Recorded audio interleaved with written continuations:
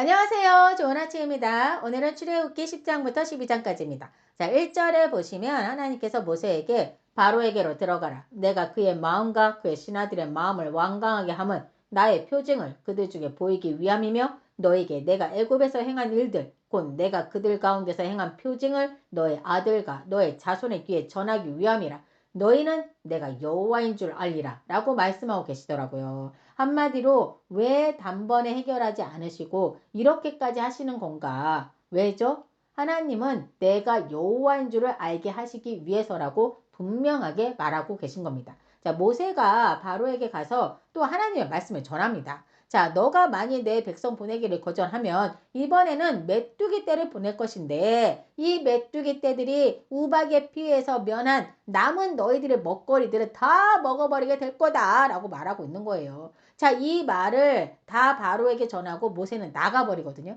자, 그러자 이 모든 말을 다 듣고 있던 바로의 신하들이 바로에게 말하는 걸 보세요. 7절에 어느 때까지 이 사람이 우리의 함정이 되리까? 그 사람들을 보내어 그들의 하나님 여호와를 섬기게 하소서. 왕은 아직도 애굽이 망한 줄 알지 못하시니까 라고 지금 신하들이 얘기를 하고 있는 거예요. 지금의 이 나라의 상태가 얼마나 심각한 상황인지 지금 신하들이 얘기를 해주고 있지 않습니까? 그러자 바로가 모세를 다시 불러서 이번에는 딜을 하더라고요. 바로는 모세에게 너희 중에 하나님께 예배하러 갈 자가 누구냐? 라고 물어요. 자, 그러니까 모세는 우리의 모든 남녀노소와 가축 모든 것을 데리고 가겠나이다 라고 얘기하니까 바로가 그렇게 하지 말고 너희 장정만 가서 여호와를 섬기라 라고 말하죠. 자, 그리고는 그들을 쫓아내버립니다. 자, 하나님의 경고를 무시하고 바로가 이스라엘 백성을 보내지 않자 하나님은 메뚜기 떼를 보내 이집트 전역을 덮으시는데요. 이 메뚜기 재앙은 모든 농작물을 파괴해서 이집트의 그 경제적 기반을 완전히 무너뜨리고 사람들이 의지하던 먹을거리를 완전히 사라지게 해버린 거예요. 저도 이걸 보면서 다시금 모든 주권은 하나님께 있구나 라는 사실을 다시 한번 생각하게 되더라고요. 저의 경제권도 저의 생계수단인 회사도 내 힘이 아닌 하나님의 은혜로 내가 지금 이렇게 살고 있구나 라는 생각이 들었습니다.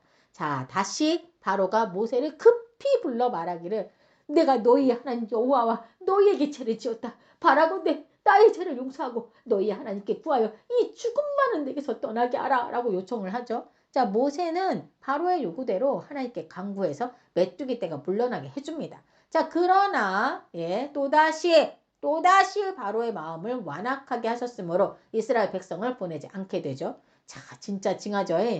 자, 이제 아홉 번째 재앙이 시작됩니다, 여러분. 이번에는 경고 없이 바로 진행되는데요. 애굽 온 땅 위에 흑암이 임하게 되는데요. 이 흑암이 어느 정도냐 하면 더듬을 만한 흑암이고 서로 볼 수 없는 흑암, 그리고 자기 처소에서 나오지도 못하는 그 정도의 흑암인 거예요. 그것도 사흘 동안이 나요. 하지만 이스라엘 자손들이 거주하는 땅에는 빛이 있었더라 라고 말하고 있거든요.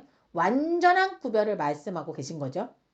자, 이 흑암 재앙이 겨냥한 건 바로 애굽의 최고의 신인 누구? 태양신 라라는 그 이름이 라야 랄랄라 할 때 라라는 태양신을 겨냥한 거였거든요. 이 태양신 라는 애굽 신앙의 정점이었고 생명과 질서 그리고 왕권의 근원으로 바로는 이 라의 아들이자 현현으로 여겼던 거예요. 그런데 태양이 사라지고 빛이 사라졌다?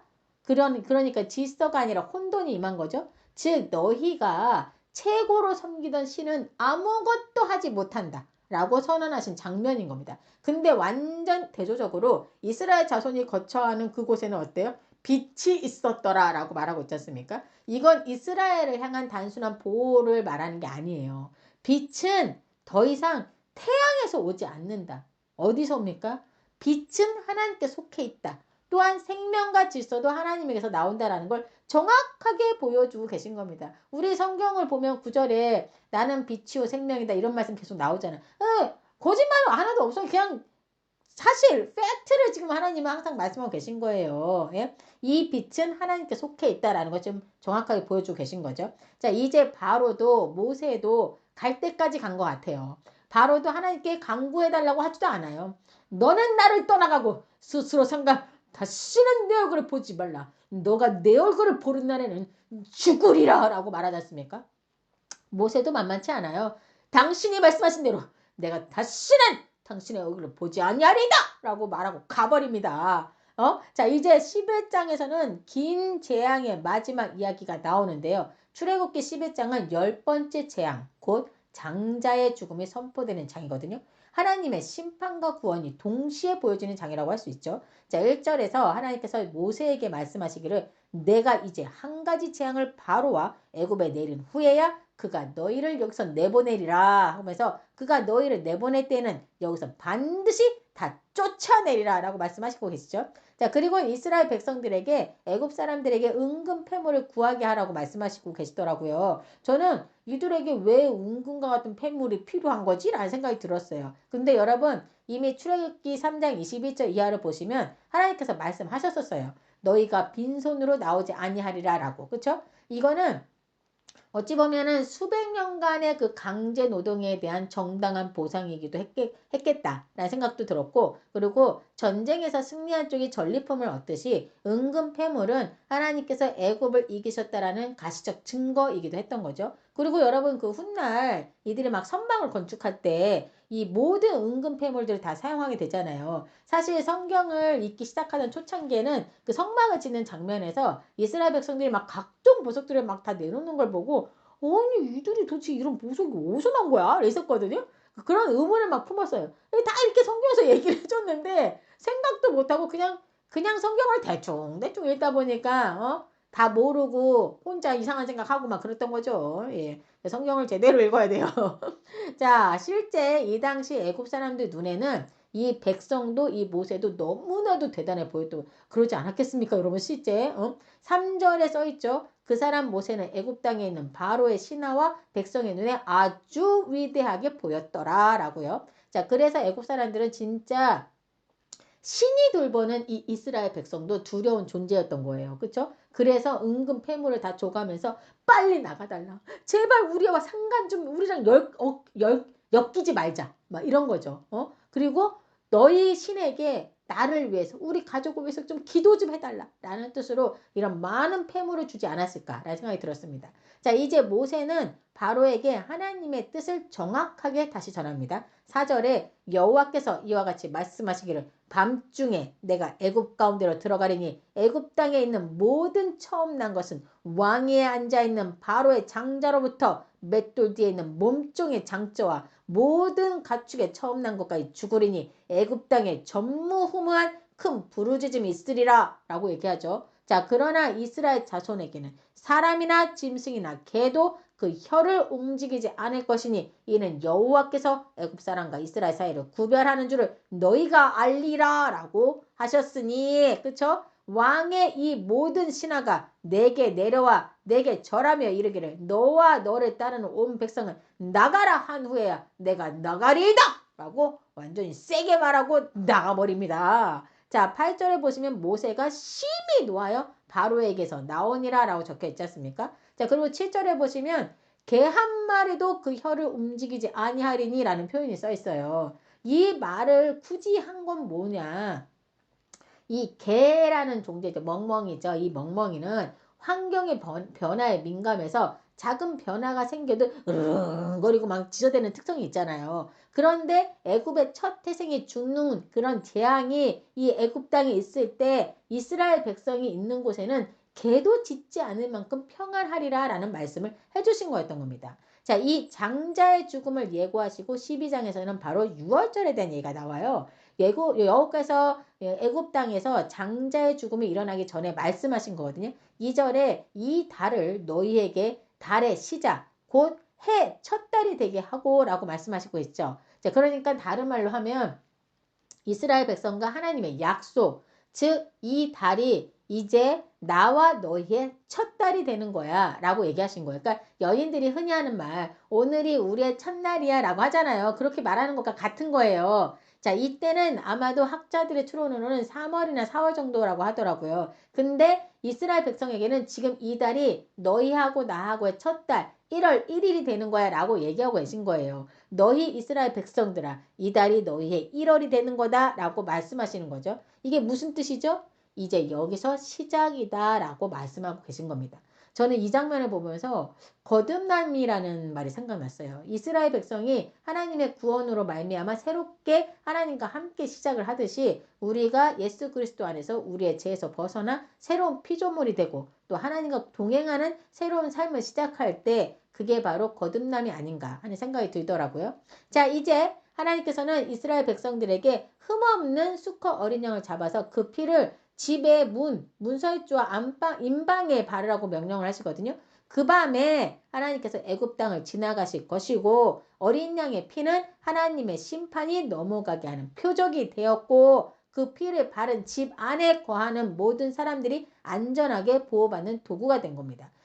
이 어린 양의 피 하면 여러분 누가 생각나세요? 어린 양의 피.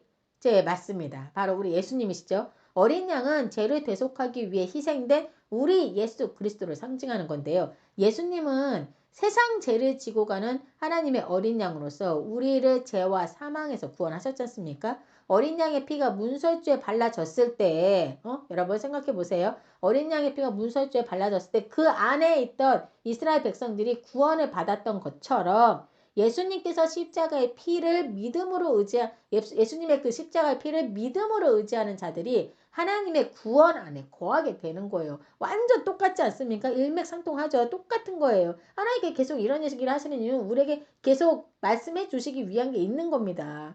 자, 14절에서 하나님은 너희는 이날을 기념하여 여호와의 절기를 삼아 영원한 규례로 대대로 지킬지어다 라고 말씀하시죠. 자, 지금 이 말은 광야에 있는 이스라엘 백성들, 즉 이 모든 일을 겪은 이스라엘 백성들에게 해주는 말씀이잖아요.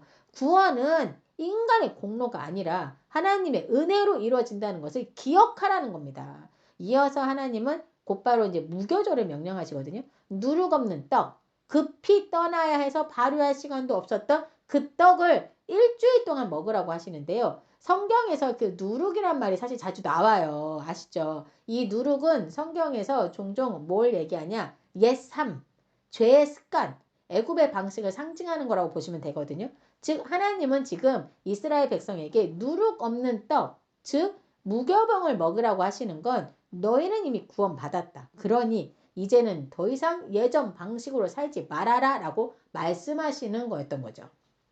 자, 이제 첫 유월절을 지키는 장면이 나옵니다. 이제 재앙이 시작되는 시점이 온 거예요, 여러분. 자, 모세가 이스라엘 모든 장로를 부릅니다. 불러서 그들에게 오늘 밤 그들이 해야 할 것들, 즉 어린 양을 잡고 그 피를 집 문설주에 다 바르고 한 사람도 집 문 밖으로 나가지 말 것을 다 말해줍니다. 그러면서 다시 한번 말해주는데요. 27절에서 이는 여호와의 유월절 제사라. 여호와께서 애굽 사람에게 재앙을 내리실 때에 애굽에 있는 이스라엘 자손의 집을 넘으사 우리의 집을 구원하셨느니라 하라 라고 말해주자 이에 백성이 머리 숙여 여호와 하나님께 경배를 드렸다라고 써있습니다. 그리고 다 물러가서 모세가 이른 대로 다 행합니다. 자, 밤이 됩니다. 밤이 되자 하나님의 천사가 이집트 전역을 지나며 모든 처음 난 것들을 치기 시작합니다. 이는 왕궁에서부터 노예의 집까지 그리고 가축에 이르기까지 예외 없이 이루어졌고 이집트 전역에 큰 울음소리가 퍼지게 됩니다. 저는 근데요. 이 장면을 읽으면서 딱 떠오른 장면이 있었어요. 뭐냐면 지금 이 애굽 전역에 큰 울음소리가 퍼지잖아요. 왜? 아들들이 자기 첫째 아들들이 다 죽었잖아요. 그러니까 하고 울고 난리가 났을 거예요. 하고 막 울고 난리가 났을 거 아니에요. 자, 여기에서 무슨 장면이 떠오르냐면 애굽의 바로왕이 이스라엘을 억압하고 핍박하는 그 과정에서 예전에 처음에 그쵸? 모세가 태어나기 전에부터 이 핍박이 있었잖아요. 그 과정에서 이스라엘 백성들의 남아들을 살인했잖아요. 남아들을 막 산파들 보고 아들이면 다 죽이라고 했고 그것도 안 먹히니까 이제는 어떻게 했어요? 남아들은 다 나일강에 버려가지고 죽이라는 그 사건, 그 명령한 그 사건, 그쵸? 이스라엘의 많은 사람들이 자신들의 아들들을 위해서 얼마나 많은 눈물을 흘렸습니까? 정말 요게벳 모세의 어머니 요게벳 또 눈물을 흘리면서 아이를 강가에 버리는 그 모습. 많은 사람들이 정말 자기가 낳은 아들로 인해서 버려야 하고 죽여야 했던 그 상황으로 얼마나 많은 눈물을 흘려야 했습니까? 저는 그래서 이 장면을 보면서 하나님의 심판은 바로와 이집트가 저질렀던 그 제약에 대한 공의로운 응답이었다라는 생각도 사실 들었어요. 개인적으로. 예, 그런 생각이 들더라고요. 자, 하나님의 심판이 이집트를 강타할 때 어린 양의 피가 발린 이스라엘 백성의 집은 죽음의 사자가 넘어가게 됩니다. 그래서 넘어갔다 해서 유월절, 즉 패스오버라는 이름이 붙게 된 거죠. 자, 이집트가 난리가 납니다. 그 밤에 바로가 이제 막 온 집안이 다 불을 켜고 난리가 나고 막 이리저리 뛰어다니면서 막 난리가 났죠. 자기 아들이 죽은 걸 보고 막 살리려고 뭐 의원을 찾아다니고 막 그랬겠죠. 막 근데 온 집안이 다 그런 거예요. 온 집안이 한 집안도 넘어가는 집안이 없어. 자, 그 밤에 바로가 모세와 아론을 불러서 너희와 이스라엘 조선에 일어나서 내 백성 가운데서 당장 떠나라. 너희가 말한 대로 가서 여호와를 섬기라 라고 얘기를 합니다. 자, 이렇게 예. 그리고 이 백성들도 어떻게 우리가 다 죽은 자가 되었도다 라고 말하면서 이 백성들이 빨리 그 땅에서 떠나기를 재촉했다라고 써 있습니다. 자, 이렇게 이스라엘 백성들은 하나님의 말씀대로 이집트인들에게 금과 은과 의복 등 많은 재물을 얻어가지고 드디어 이집트에서 나오게 됩니다. 자, 41절을 볼까요? 430년이 끝나는 그날에 여호와의 군대가 다 애굽 땅에서 나왔은즉 드디어 애굽에서 해방된 날인 거죠. 자, 하나님은 이후 모세와 아론에게 다시 유월절 규례에 대해서 말씀하시는 내용이 나오거든요. 자, 앞서 말씀해 주셨던 유월절은 바로 그날 밤을 위한 생존. 우리가 처음에 보면 유월절에 대해서 또 얘기하셨잖아요. 이거 그날 밤에 얘기했던 거는 그날 밤을 위한 생존을 위한 유월절을 명령하신 거였다라면 12장 후반부에서 다시 말씀하신 유월절 규례는 이 일을 어떻게 기억하며 살 것인가에 대한 의미로 다시 말씀하신 거였던 거죠. 사실 하나님은 이미 아셨어요. 이들이 시간이 지나고 애굽에서의 죽을 것 같이 힘들었던 그 노역과 학대의 고통이 사라지면 그리고 이 광야 생활이 길어지면서 이 백성들이 불평과 불만 그리고 두려움 또다시 애굽으로 돌아가겠다는 그 본능이 나오면서 계속 흔들릴 거라는 걸 이미 아셨기에 하나님은 기억해라를 반복하시면서 너희는 노예로 시작한 민족이 아니다. 너희는 피 아래서 시작된 백성이다 라고 말씀하고 계신 겁니다. 자, 이렇게 하나님의 말씀에 반복해서 말씀하시는 이 말씀의 의미를 우리도 깊이 새겨야 되지 않을까라는 생각이 들면서 이 시간 함께 기도하고 마무리할게요. 하나님, 어둠이 짙어질수록 빛의 주인이 누구신지 분명히 드러내시는 주님을 찬양합니다. 우리의 힘과 능력이 아닌 오직 어린 양의 피로 구원하신 은혜를 잊지 않게 하시고 다시 애굽으로 돌아가려는 마음이 아닌 구원받은 백성답게 주님과 동행하는 삶을 살아가도록 함께하여 주옵소서. 오늘도 우리가 예수 그리스도의 그 피의 은혜 안에 있는 자녀로서의 삶을 살아가게 하여 주시며 이 모든 말씀 우리 주 예수 그리스도 이름으로 기도드립니다. 아멘.